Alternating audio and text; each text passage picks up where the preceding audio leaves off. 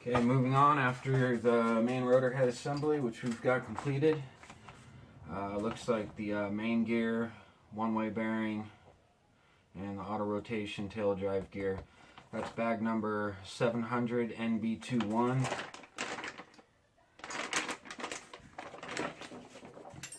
Go ahead and cut this open real quick.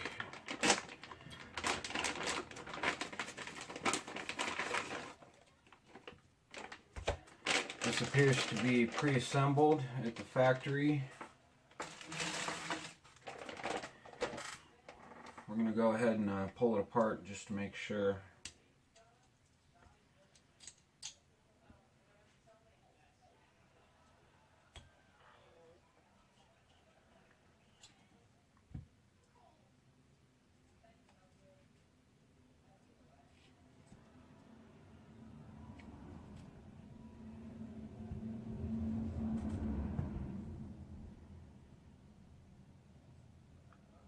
Very, very beefy one-way bearing.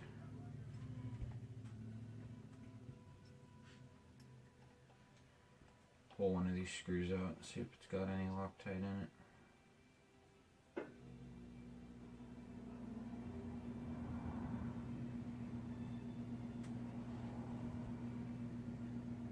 It appears they have Loctited at least the bottom. Let me check the top.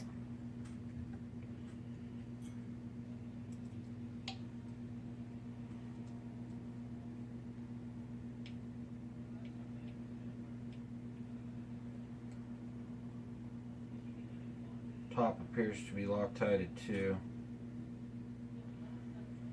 Either way, I'm going to go ahead and pull all the screws out, re-Loctite them, and reassemble everything. And that's it.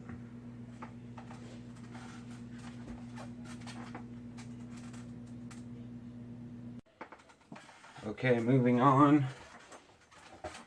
This is the section I really wanted to check out. I can't wait. This is actually the little transmission, the two idler gears that are in between. There's two idler pulleys in between the main gear and the motor. This is bag number 700NB18A. The bag that it's in is just 700NB18. So we got the motor mount. Put that aside. This is 700NB19.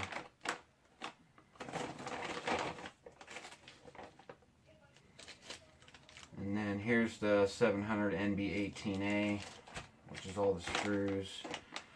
And 700NB19, which is the clutch stack, fan, etc. Also in the bag is the fan shroud, so we'll go ahead and set that aside along with the motor mount for now. So let's go ahead and cut open the bag.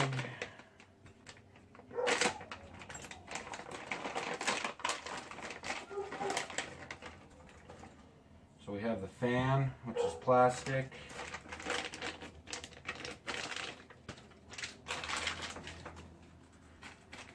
Everything appears to be pre-assembled, pre-greased actually.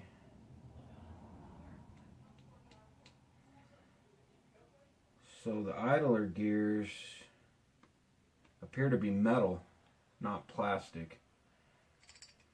So let's go ahead and pull everything apart here. Let me cut open the little parts bag. We'll get those all scattered out.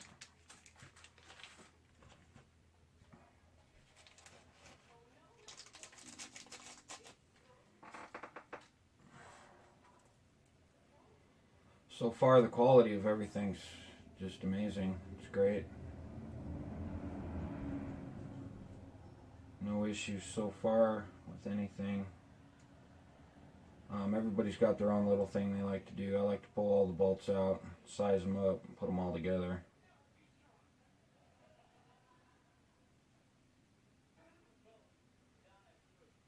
And I'm really liking this anodized red.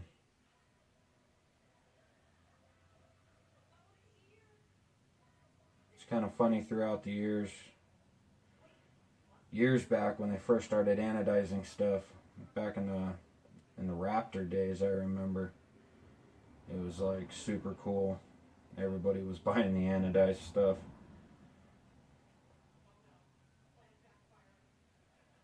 Alright, almost done here.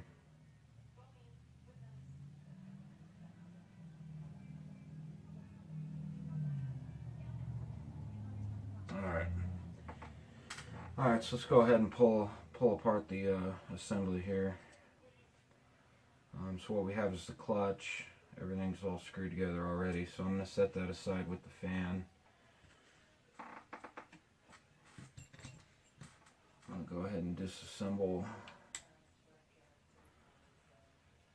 everything here.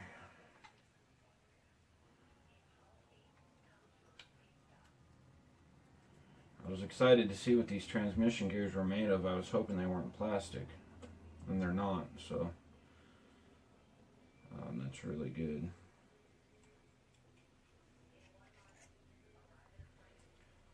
So the clutch liner,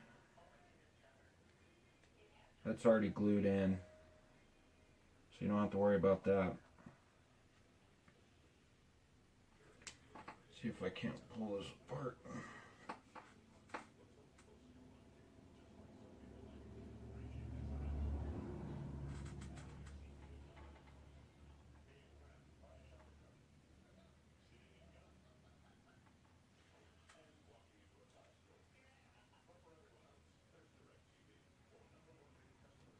Figure out how to get this thing apart here. Might need a flathead screwdriver.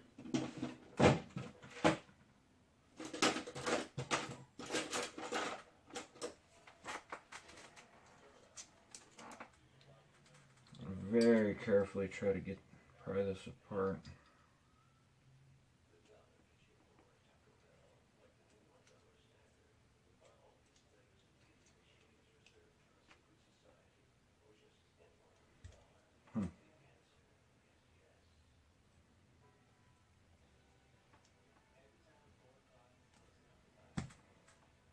Okay, I'm going to work on getting this apart without damaging anything.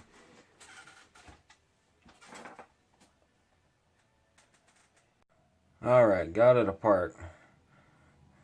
Before reassembly, I wanted to show you guys exactly what those two idler gears look like.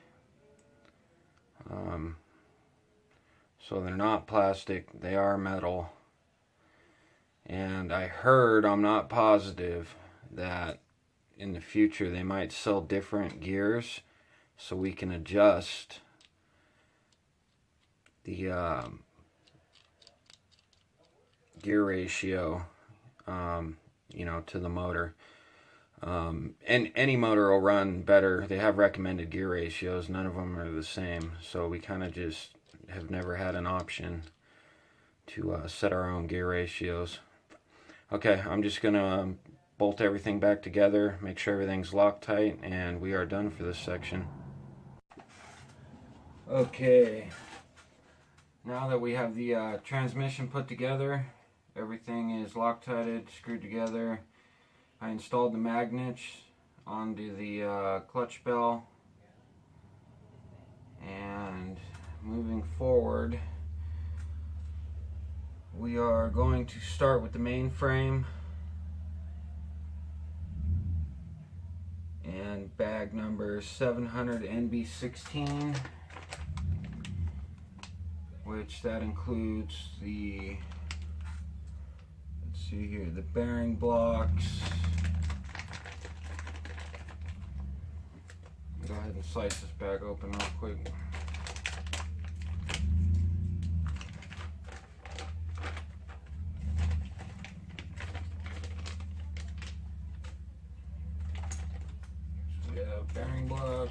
Bearing block, looks like a servo mount, 2 bags of the servo mount, looks like some frame spacers, anti-rotation bracket, and another bearing block, I'm assuming the third bearing support.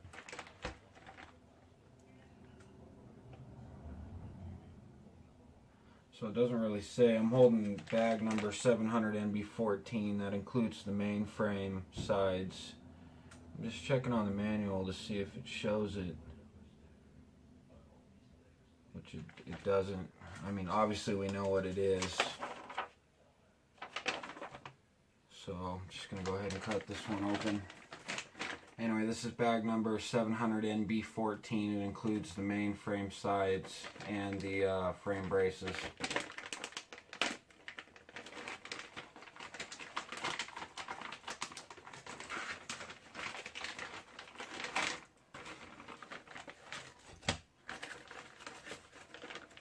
The bottom plate, frame braces, which we don't need yet.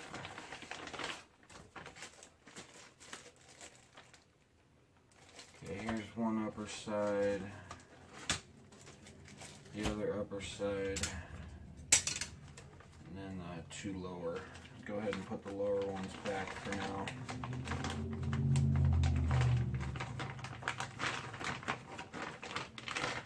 Just go ahead and pull these out of the plastic.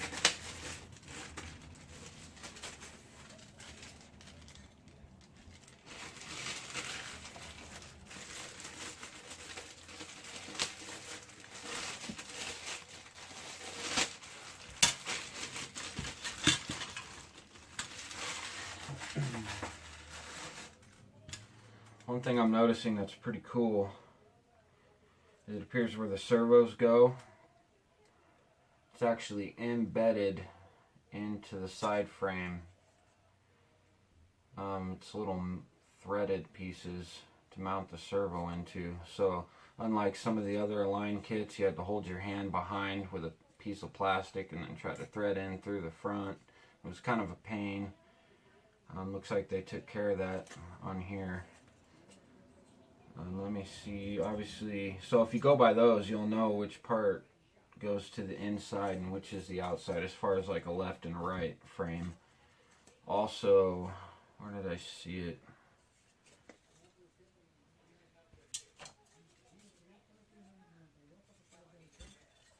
There it is.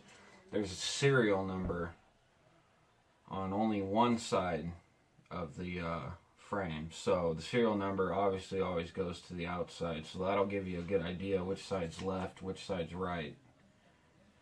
So I'm just going to go off the serial number, make sure that's to the outside, and then I'll know. You can also go by the little embedded threads, the metal threads for the servos too. One side's got a flange, the other side is flush. So the side with the flange is going to go to the inside. And the side that's flush will obviously be your outside, so stuff can bolt to it. So what we're going to do on this page, which is page 10, is we're going to mount the transmission onto the frame. So I'm going to go ahead and I'll screw everything together, and I'll just do one side. And then before bolting onto the other side, I'll give you guys a look.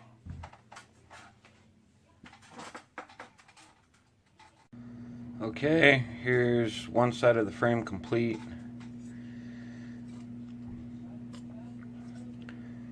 I went ahead and mounted the governor sensor in there. It comes with a nice little bracket for you. So just kind of tuck the wire out of the way for now so you can keep on building. One thing to note is the servo mounts. The way these go on, you need to make sure they're flush. The upper one's flush, and the lower one is flush with the bearing block as well. Because you can put them on upside down. I put them on upside down at first. Okay, let me get the other half bolted in and we'll start with the lower. Sorry, I had some camera issues during the lower part of the frame build. So I just went ahead and assembled it, and then I'll just recap right now what we got. So it kind of took a minute to figure out where everything goes. I started to get a little overwhelmed, but that's okay if you just take it real slow. You got to look at the manual real close to find out where everything goes. Everything's pretty basic. Everything fit really nice. The tank went in real easy. So the rest of the frame spacing for the rear is obviously going to be used by the rear tail section. Will come with the spacers in it. The frame actually has these rubber holes right here. It's actually inserted into the frame. I'm assuming that's for the wiring for the servos, so you don't have to worry about the servos scratching on the carbon fiber or anything.